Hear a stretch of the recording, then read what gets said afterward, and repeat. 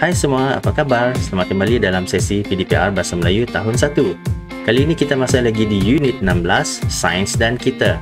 Tajuk yang kita akan pelajari pada kali ini adalah tenggelam dan timbul. Untuk aktiviti kita pada kali ini, kita akan fokuskan kepada kemahiran membaca. Jadi, jom belajar.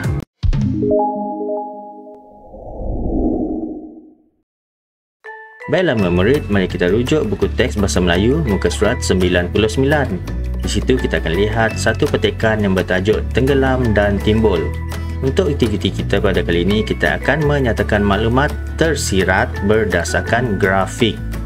Ingat lagi maklumat tersurat dan maklumat tersirat. Di sini ada grafik iaitu gambar ini dan juga petikan ini. Melalui bacaan kita secara terus daripada petikan dan gambar ini, kita boleh lihat ataupun jumpa maklumat tersurat. Tetapi maklumat tersirat kita perlu faham dan lihat gambar dengan teliti, kemudian gunakan akal fikiran kita untuk mencari maklumat yang tersirat. Maksudnya ia tidak boleh diperolehi secara terus melalui bacaan dan gambar yang kita nampak ini. Maknanya kita kena fikir juga dari segi logik dia ataupun pengetahuan kita sendiri. Jadi jom kita mula membaca petikan Tenggelam dan Timbul, kemudian kita berbincang maklumat tersirat apakah yang boleh kita perolehi daripada petikan dan grafik ini. Tenggelam dan Timbul. Cikgu Amar membimbing murid-murid membuat uji kaji sains. Mula-mula, murid-murid diminta mengisi air ke dalam gelas plastik. Kemudian mereka diminta memasukkan duit shilling, tudung botol, batu kecil dan penyedut minuman yang dipotong pendek ke dalam gelas. Yang berikut ialah hasil uji kaji yang dijalankan. Okey, mari kita lihat hasil uji kaji yang dijalankan oleh Cikgu Amar dan murid-muridnya. Gambar yang pertama ini. Ini adalah batu dan duit shilling tenggelam di dalam air. Okey, melalui gambar ini kita boleh lihat batu dan duit shilling tenggelam di dalam air. Yang ini batu, di sebelah kiri ini adalah duit shilling yang lepek ini. Duit shilling, ia tenggelam di dalam air. Kemudian gambar yang kedua, ini penyedut minuman dan tudung botol timbul di permukaan air. Ini penyedut minuman yang telah dipotong pendek, kemudian tudung botol timbul di permukaan air. Mari kita lihat kesimpulan daripada uji kaji ini. Berdasarkan uji kaji ini, objek yang berat akan tenggelam di dalam air. Objek yang ringan pula akan apakah yang akan berlaku kepada objek yang ringan jika dimasukkan ke dalam air? Ini tak dinyatakan di dalam grafik ini. Tak ada kan dia kata objek yang ringan apa yang berlaku apabila dimasukkan dalam air? Tak ada. Yang ini pun sama, objek yang berat tenggelam di dalam air. Tak dinyatakan apa yang tenggelam di dalam air ini. Objek yang berat, tak ada kan? Tetapi kita tahu bahawa batu dan duit shilling adalah satu contoh objek yang berat. Jadi ia tenggelam di dalam air. Jadi bagaimana pula objek yang ringan? Objek yang ringan contohnya adalah penyedut minuman dan tudung botol pula akan timbul di permukaan air.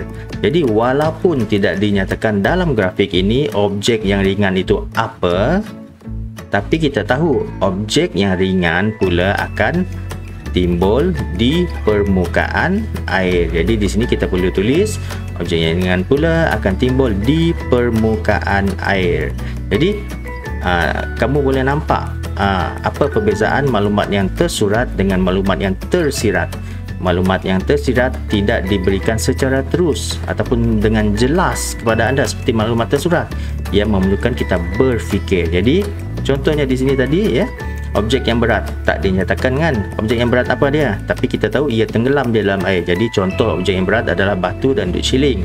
Kalau objek yang ringan pun tak dinyatakan dalam grafik ini, tapi kita tahu objek yang ringan itu adalah penyedut minuman dan tudung botol. Ia akan timbul di permukaan air. Jadi dengan kata lain, untuk mendapatkan maklumat yang tersirat, kita perlukan menggunakan otak kita untuk berfikir, untuk mencari maklumat yang tersirat di dalam grafik yang ditunjukkan ini. Jadi cikgu harap anda semua faham tentang konsep mencari ataupun menyatakan maklumat yang tersirat.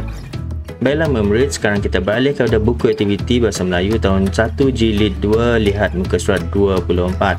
Di muka surat 24 tersebut anda akan nampak satu aktiviti, iaitu aktiviti 2, baca teks kemudian lengkapkan jadual. Di sini ada sedikit kesilapan sebenarnya ya. Baca teks ni maksud dia kita kena lihat dengan teliti grafik ini, kemudian baca apa yang tertulis di dalamnya, kemudian kita kena lengkapkan ayat yang di bawah ni, lengkapkan ayat, bukannya lengkapkan jadual ya. Jadi arahan ni sedikit silap, bukan lengkapkan jadual ya, lengkapkan ayat. Jadi grafik ini kita kena lihat, kemudian kita cari maklumat yang tersirat di dalamnya. Seterusnya kita bacakan teks ni yang tidak lengkap ni ataupun ayat yang tak lengkap ni, kemudian kita perlu lengkapkan berdasarkan grafik yang telah diberikan. Tapi anda semua jangan risau, aktiviti ini sedikit mencabar, jadi kita akan buat bersama-sama dan anda akan letakkan jawapan yang telah kita bincang dan tulis di dalam buku aktiviti masing-masing. Jadi jom kita mulakan. Okey, arahan dia tadi baca teks kemudian lengkapkan ayat ya. Okey, sekarang kita lihat grafik yang pertama. Okey, kita kena lihat secara menurun ya. Okey, grafik yang pertama di sebelah kiri, gambar dalam kotak yang pertama ini adalah benda hidup. Benda hidup. Jadi yang ni siapa, yang ni apa, yang ni apa? Kita tak tahu, betul tak? Benda hidup sebenarnya adalah macam kita lah, manusia. Kemudian yang ni tumbuh-tumbuhan dan haiwan. Okey, manusia, tumbuh-tumbuhan dan haiwan ataupun tumbuhan dan haiwan. Kemudian kita lihat gambar ini. Cuba kita lihat dan fikirkan maklumat yang tersirat yang terdapat di dalam gambar ataupun grafik ini. Dia ni seorang budak perempuan ataupun manusia makan, minum. Haiwan pula di sini lembu sedang makan dan juga tumbuh-tumbuhan sedang makan. Apakah makanan untuk tumbuhan? Baja ya. Okey. Jadi bagaimana kita nak lengkapkan ayat 1 di bawah ini? Benda hidup seperti manusia, tumbuhan dan haiwan. Benda hidup seperti manusia, tumbuhan dan haiwan. Titik. Kemudian benda hidup memerlukan makanan dan minuman. Benda hidup memerlukan makanan dan minuman. Jadi kita telah melengkapkan ayat yang pertama.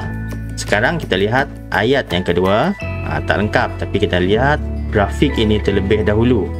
Benda bukan hidup. Ada gambar kerusi, basikal, rumah di sini ya. Kemudian di sini pun gambar makanan. Maknanya benda bukan hidup tidak memerlukan makanan ataupun minuman. Jadi sekarang kita lengkapkan ayat yang belum lengkap lagi ni. Nombor 2, benda bukan hidup seperti kerusi, rumah dan basikal. Benda bukan hidup tidak memerlukan makanan dan minuman. Jadi lengkaplah 2 ayat untuk soalan dalam aktiviti 2 ini. Mari kita baca bersama-sama. Nombor 1, benda hidup seperti manusia, tumbuhan dan haiwan. Benda hidup memerlukan makanan dan minuman. Benda bukan hidup seperti kursi, rumah dan basikal. Benda bukan hidup tidak memerlukan makanan dan minuman.